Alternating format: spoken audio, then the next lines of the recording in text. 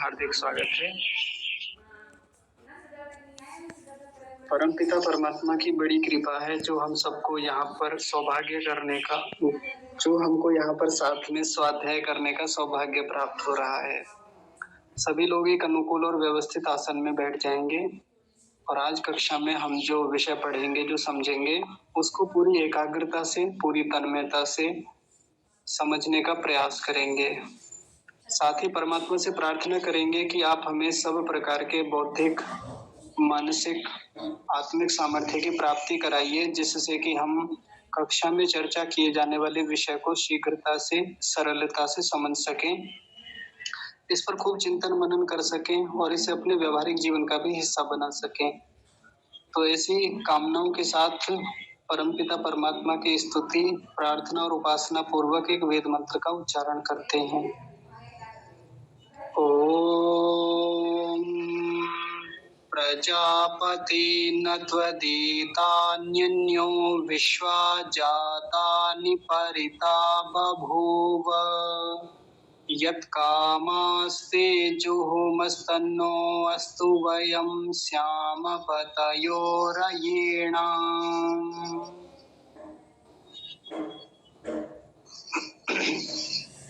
आप सभी का कक्षा में एक बार फिर से हार्दिक स्वागत है। श्रीमद् भगवद गीता का हम लोग स्वाध्याय कर रहे थे।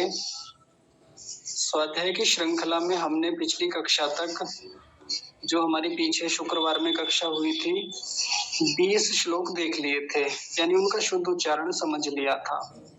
और उससे पहले की कक्षाओं में जब हम अर्थ को समझ रहे थे तो वहां तक हमने 15 श्लोकों का अर्थ तक देख लिया था। ये आप सब लोगों को पता होगा।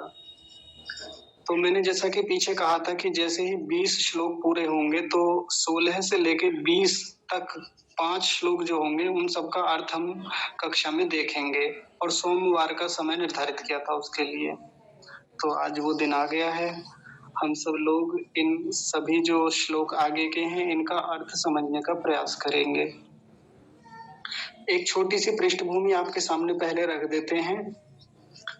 पिछली कक्षाओं में, पिछले एपिसोड में जो बात चल रही थी वो थी कि जो संजय हैं वो धृतराष्ट्र को वहां के युद्ध स्थितियों का अवलोकन करा रहे हैं, वहां के विषय में बता रहे हैं।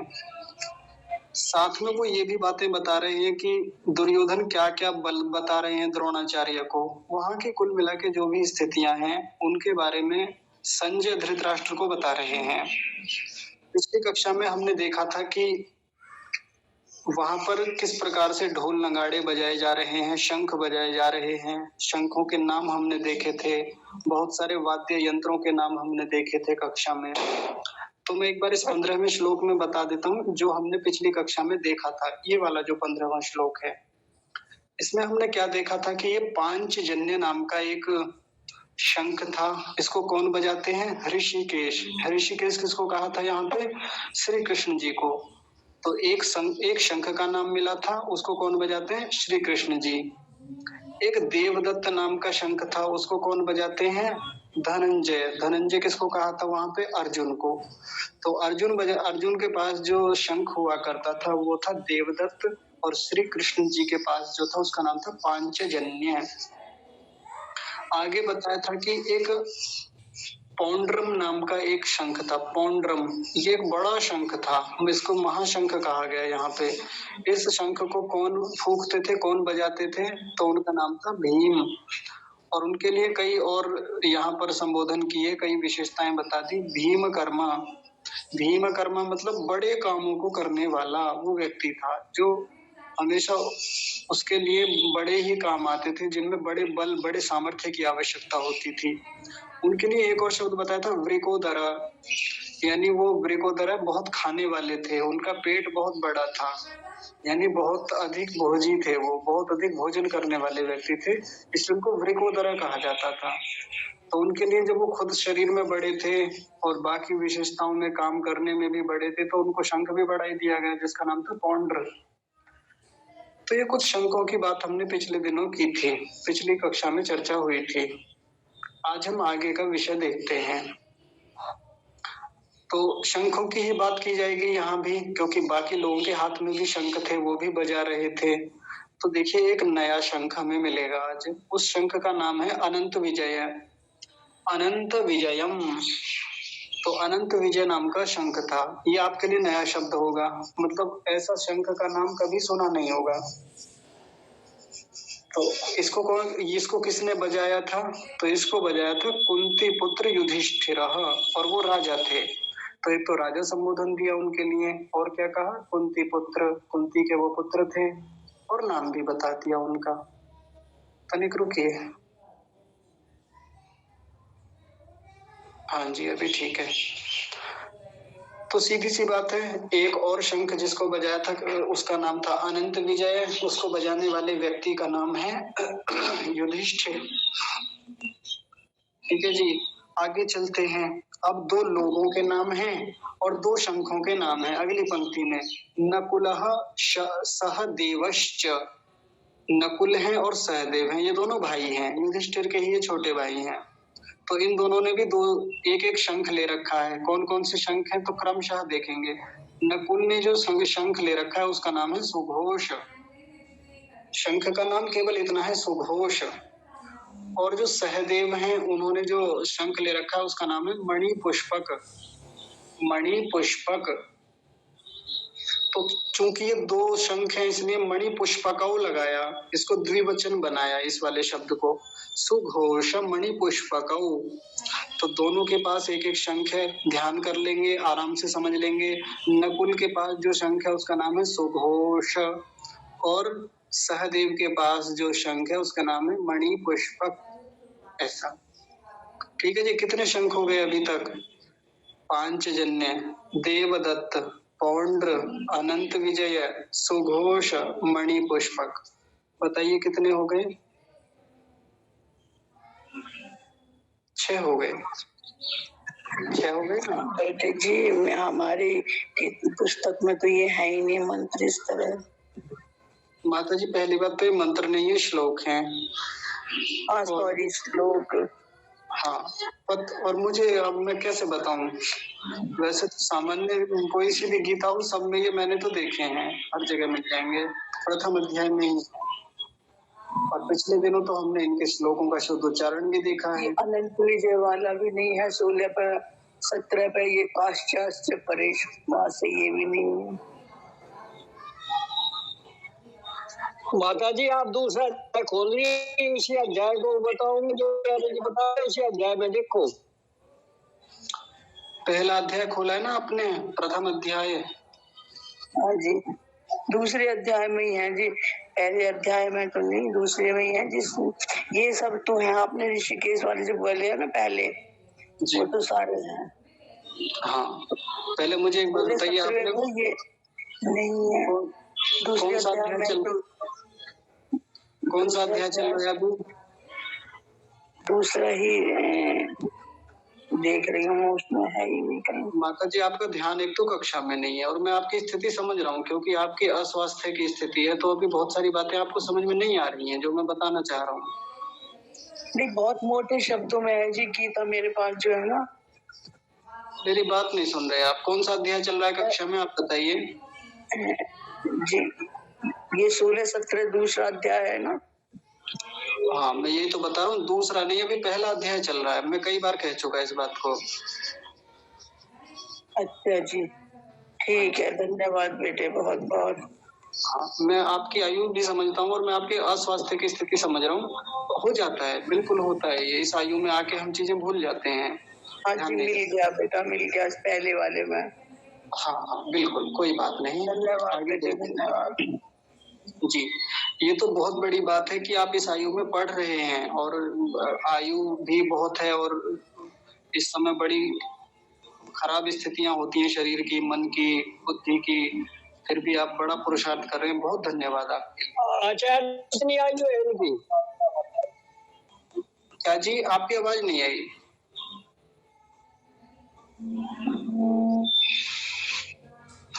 चलिए आगे देखिए, अगले श्लोक पर हम बात करते हैं। 17वां श्लोक है। ये बड़े आसान से थे यहाँ तक, इनमें कोई बहुत बड़ी बात नहीं थी। कुछ शंख थे, कुछ ढोल नगाड़े आदि वाद्य यंत्र थे, तो उनके नाम लिखे थे बस, और किस किसने बजाया उन व्यक्तियों के नाम लिखे थे।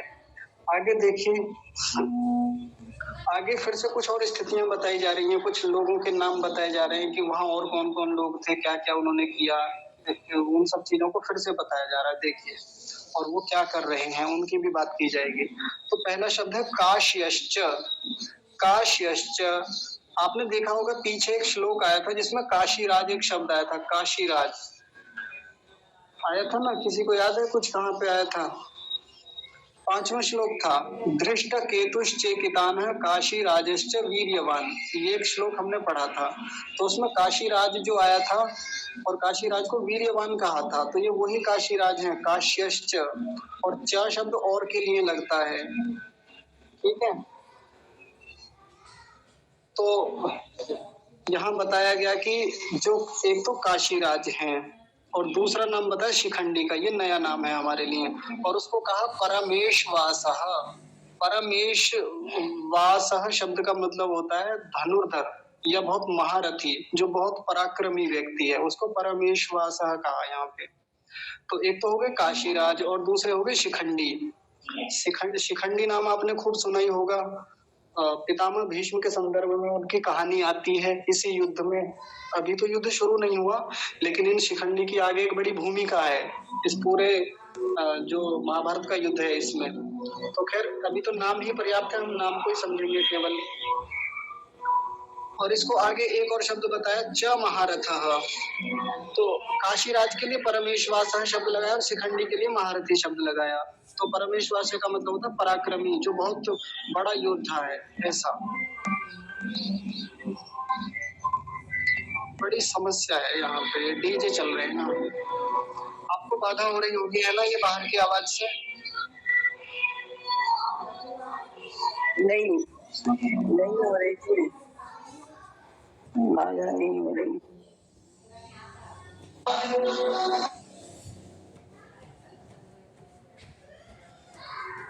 आचार्य जी कब चल रहा काम?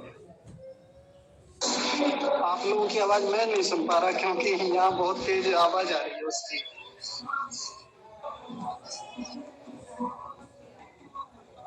चलिए देखिए, तो दो लोगों का जिक्र किया यहाँ पे, एक तो काशीराज जो बहुत पराक्रमी हैं और शिखंडी जो महारथी हैं।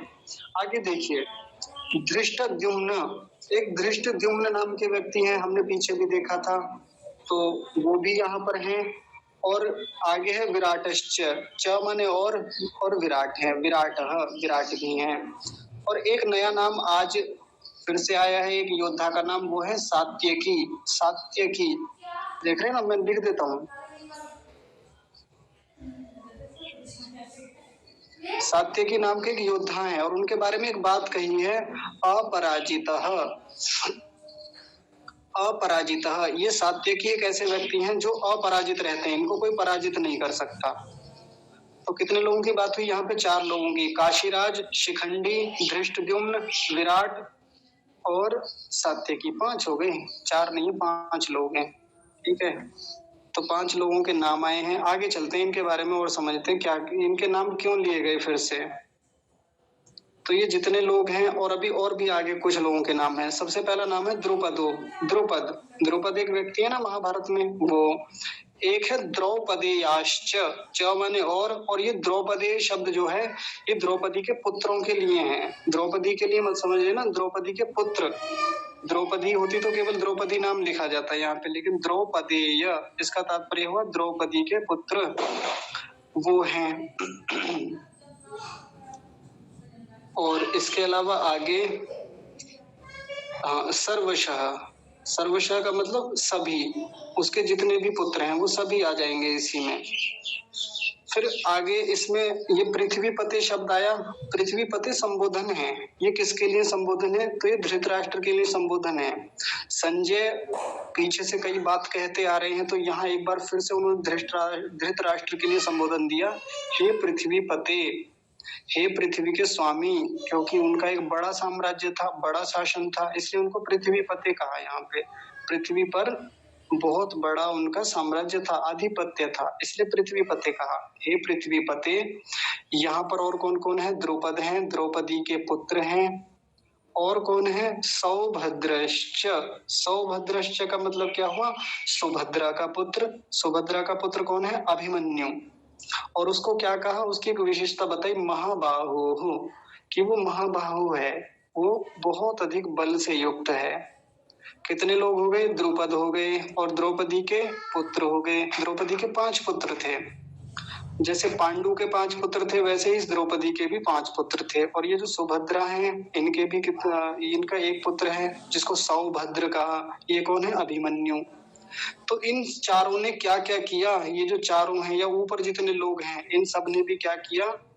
शंखान दधमुहु पृथक पृथक।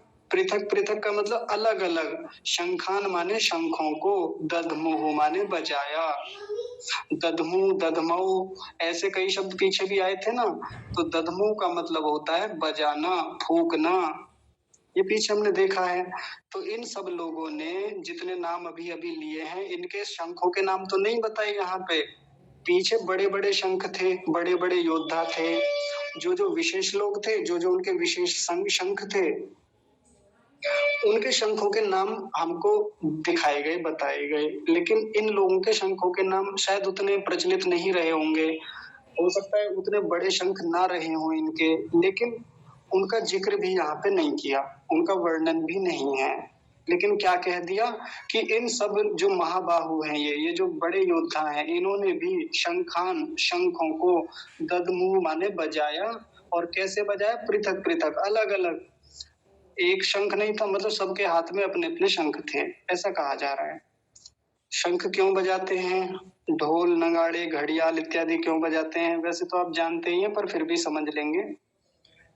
प्रायः आपने देखा होगा, आज भी ऐसी एक परंपरा है, ऐसा भी प्रचलन होता है कि जैसे कहीं आप जैसे कुश्ती हो रही है और आप वहां देखते हैं, चाहे आप टीवी में देख लीजिए, कहीं कुश्ती का कोई प्रोग्राम हो रहा हो, या इसके अलावा जो जैसे अखाड़े होते हैं वहां कुश्तियां होती है, तो वहां एक प्रोग्राम और रखा जाता है। वो होता है कि एक ढोल वाले को जरूर बुलाया जाता है, या किसी भी और प्रकार से जो वाद्य यंत्रों को उच्च स्वर में बजा सके। तो जब वो किसी भी प्रकार से बड़े बड़े वाद्य यंत्रों को बजाते हैं, तो ऐसा बजाने से उत्साह बढ़ता है लोगों के बीच में, खिलाड़ियों के बीच में, जो कुश्ती लड़ने वाले हैं। और ये हमने देखा ही है, हम भी जब लोग किसी काम को करते हैं और ऐसे में संगीत सुनने को मिल जाए, तो हमारे भीतर का उत्साह बढ़ता चला जाता है। जिस प्रकार का संगीत, वैसी ही स्थितियां हमारे मन की होती चली जाती हैं। अब बड़े बड़े ढोल, नगाड़े, कीर्तन वाले जो वो सामान होते हैं, वाद्य यंत्र होते हैं, उनको बजाते हैं, तो व्यक्ति के भीतर एकदम उत्साह, ओज भरता चला जाता है, तेज भरता चला जाता है, पराक्रम भरता चला जाता है। और वही मान लीजिए सैड सॉन्ग चला दें, अगम कुमार निगम के कोई ऐसे गाने जो बहुत ज्यादा दुख से भरे हुए गीत हैं, जैसे वो गीत बजाए जाते तो व्यक्ति के भीतर क्या होने लगता है? उत्साह कम होने लगता है, वो एकदम शांत हो जाता है। कहीं भजन चला दें, भक्ति संगीत चला दें, ओम की ध्वनि का कोई ऐसा कोई म्यूजिक चला दें, तो क्या होता है? शांत होने लगती हैं स्थितियां। तो संगीत का बड़ा प्रभाव होता है, यानी इन वाद्य यंत्रों की बड़ी भूमिका है उत्साह बढ़ाने में और उत्साह गिराने में। तो यहाँ इसलिए ये बड़े बड़े शंख बजाए गए, बड़े बड़े नगाड़े थे, ढोल थे, मृदंग थे इत्यादि। आप समझ रहे होंगे। तो देखिए आगे समझते हैं। 2 श्लोक और बचे हैं और फिर हमारा यहाँ तक का पाठ पूरा हो जाएगा। अगला श्लोक है 19वां। स घोषो धार्तर राष्ट्राणाम हृदयानि व्यदारयत नभश्च पृथिवीं चैव तुमुलो व्यनुनादयन्। तो इसको बड़े ध्यान से समझेंगे।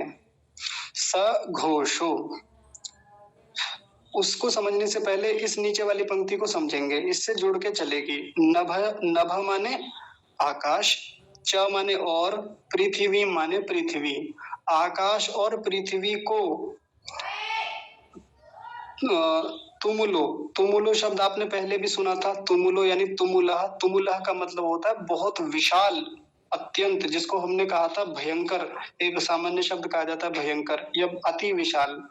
वेणुनादयन, गर्जना करते हुए, मतलब पृथ्वी और आकाश में भयंकर गर्जना करते हुए। स माने वह, घोषो माने वो जो घोष है, वो जो बड़ी ध्वनि है, वो जो बड़ा शोर है, उसने क्या किया, धार्त राष्ट्राणाम। अब ये धार्त राष्ट्राणाम ये बहुवचन है, ये बहुवचन है, किसके लिए है, धृतराष्ट्र के लिए नहीं है। जैसे अभी पीछे एक शब्द आया था सौभद्रश्च, सौभद्र वो सुभद्रा के पुत्रों को बता रहा है, संकेत कर रहा है। ऐसे ही द्रौपदेय एक शब्द है, वो द्रौपदी के पुत्रों को बता रहा है। एक शब्द होता कौन्तेय, वो कुंती के पुत्रों को बताता है। ऐसे ही धार्त राष्ट्र शब्द जो होता है, धार्त राष्ट्र, ये धृतराष्ट्र के पुत्रों को संकेत करता है, उनके बारे में कहता है, उनके लिए बताता है। और धार्त्र राष्ट्र नाम कहा तो बहुवचन कह रहा है, मतलब बहुत सारे बच्चे आ जाएंगे उसके, बहुत सारे बेटे। तो जितने भी 100 कहे जाते हैं, 100 कौरव थे, तो ये धृतराष्ट्र के जितने भी बेटे थे वो सब इसके धार्त्र राष्ट्र के भीतर आ जाएंगे, ये उन्हीं के लिए कहा जा रहा है। तो वो जो बड़ा घोष था, वो जो बहुत ऊंचा नाद था, उस नाद से क्या हुआ, धार्त्र राष्ट्राणाम, वो जो धृतराष्ट्र के पुत्र थे उनके हृदयानी, हृदयों को, यानी उनके जो मन थे उनको क्या किया, व्यदारयत, व्यदारयत का मतलब होता है विदीर्ण किया। विदीर्ण करने का मतलब क्या होता है, विदीर्ण भी एक शास्त्रीय शब्द है। जैसे सामान्य भाषा में हम कह देते कि इसने तो, आवाज ने तो हमारा दिल ही चीर दिया, ऐसा सामान्य भाषा में कहते हैं। जैसे भी डीजे बज रहा था और वो इतना ऊंचे स्वर से बजे जिससे दिल दहल जाता है। एक शब्द ये भी कहा जाता है, यार इसने तो हमारा दिल ही दहला दिया, इसने तो ये स्थिति कर दी कि दिल ही चीर दिया। तो वैसा मामला था, यहाँ पर उनके हृदयों को विदीर्ण किया। किसने किया, ये जो इतने ऊंचे ऊंचे स्वर में ये घंटे घड़ियाल या ढोलक नगाड़े, ये शंख बजाए जा रहे थे, तो उनका जो घोष था, और कैसा घोष, तुम लो, भयंकर, जो उनका तीव्र गर्जना करता हुआ, वेणुनादेन का मतलब होता है तीव्र गर्जना करता हुआ, उसने क्या किया, धार्तर राष्ट्र नाम, धृतराष्ट्र के पुत्रों के हृदयानी, हृदयों को वेदारयत, विदीर्ण किया। भाई एक पक्ष के लोगों का तो उत्साह बढ़ रहा है उनसे, और दूसरे पक्ष के लोगों का क्या होगा, उनका तो उत्साह गिरेगा ना, उनके तो हृदयों को विदीर्ण करेगा। और वैसे ही वहां पे हो रहा था। अंतिम श्लोक आज का 20वां, अथ व्यवस्थितान दृष्ट्वा धार्तराष्ट्रान् कपिध्वजः प्रवृत्ते शस्त्र संपाते धनुरुद्यम्य पांडवः। अब देखिए, अथ माने अब, उसके बाद। अथ शब्द जो आता है वो किसी चीज को और आगे की बात बताने के लिए भी आता है। अथ शब्द का मतलब आरंभ करना भी होता है। अथ शब्द का मतलब मंगल कामना के लिए भी होता है। बहुत सारे अर्थ होते हैं, लेकिन अथ शब्द का यहाँ पे अर्थ है कि उसके बाद, आगे। अब आगे देखिए क्या हुआ। तो आगे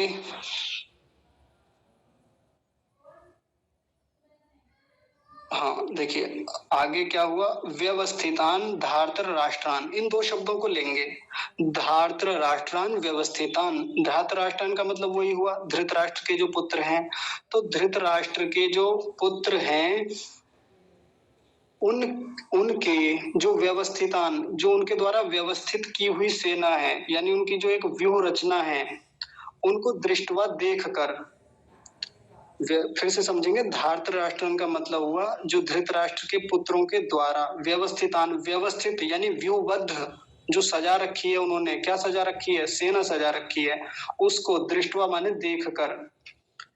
क्या देखकर, कपिध्वज, कपिध्वज शब्द आया कि जैसे अर्जुन थे, अर्जुन का जो रथ था, उस रथ के ऊपर जो ध्वज लगा हुआ था उस पे एक कपि यानी एक वानर का चित्र था।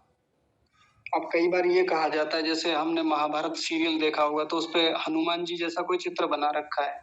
तो हनुमान जी बंदर तो थे नहीं, हनुमान जी का जैसा स्वरूप आजकल भी हमें दिखाया जाता है, मंदिरों में भी देखते हैं, चित्र भी देखते हैं कि बंदर के जैसे दिख रहे हैं, तो वो हनुमान जी नहीं है। तो यहाँ हो सकता है कोई और कपि रहे हो जिनका वो चित्र उस ध्वज पे बना रखा हो। तो ऐसे कोई कपि, कोई वानर जैसा कुछ था जिसकी आकृति उसका ध्वज पे थी। तो उस कपि ध्वज से युक्त जो वो रथ था, उस पर खड़े हुए जो पांडव, पांडव यहाँ केवल अर्जुन के लिए आया है।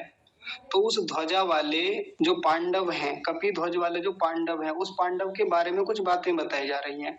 शस्त्र संपाते प्रवृत्ते, शस्त्र संपाते का मतलब यहाँ पे है शस्त्र चलाने के लिए, और प्रवृत्ति माने उद्यत, तैयार, शस्त्र चलाने के लिए तैयार। जो वो कपिध्वज पांडव है, यानी वो कपिध्वजा से युक्त जो पांडव है, वो क्या, उसकी आगे बात बताई जा रही है शस्त्र संपाते, यानी शस्त्र चलाने के लिए, प्रवृत्ति माने तैयार होकर के, धनु उद्यम्य। मैं शब्द को आज खोलता हूँ, जो उस दिन मैंने दूसरे तरीके से खोला था। धनु जमा उद्यम्य,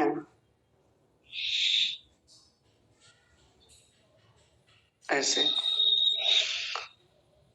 तो शस्त्र चलाने के लिए तैयार होकर, धनु, धनु माने धनुष को, उद्यम्य माने उठाकर या उठाया। यहाँ केवल इतना शब्द है कि उठाकर। अब आप सोचेंगे कि ये तो वाक्य पूरा ही नहीं हुआ, ऐसे कि यहाँ तो वाक्य तो कुछ पूरा होता, धनुष उठाया, चलिए इतने तक मान लीजिए अभी कि हाँ धनुष उठाया, लेकिन यहाँ धनुष उठाकर इतना ही वाक्य है, क्योंकि इसके आगे जो 21वां श्लोक है वहां वाक्य पूरा होता है।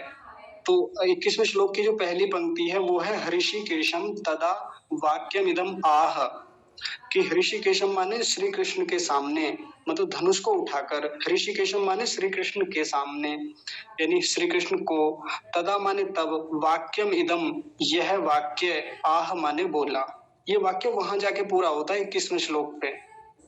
तो ऐसा धनुष उठाकर, किस लिए, शस्त्र चलाने के लिए तैयार, प्रवृत्ति माने तैयार, कि कौन, पांडव, जो अर्जुन है वो, धनु उद्यम में, धनुष को तान कर या धनुष को उठाकर। और आगे अगली पंक्ति जो 21वें श्लोक की आएगी वो है वाक्यमिदम आह, उसने वाक्य बोला, किसके सामने बोला, हृषिकेशम, श्री कृष्ण को बोला। तो इतना ही इसका अर्थ है, जो इस वाक्य में पूरा नहीं होता है वो 21वें श्लोक में जाके पूरा होता है वो वाक्य। धनु उद्यम्य का एक बार फिर से समझिए। धनु माने धनुष को, उद्यम्य माने तान कर, उठाकर, प्रत्यंचा, जैसे कोई प्रत्यंचा चढ़ाने के लिए धनुष को उठाता है वैसे। तो ये इसका तात्पर्य हुआ। तो आज के ये 20 श्लोक पूरे हो गए हैं। यदि आप में से किसी को इनमें से किसी श्लोक का अर्थ समझ में नहीं आया हो तो आप पूछ सकते हैं, बताइए।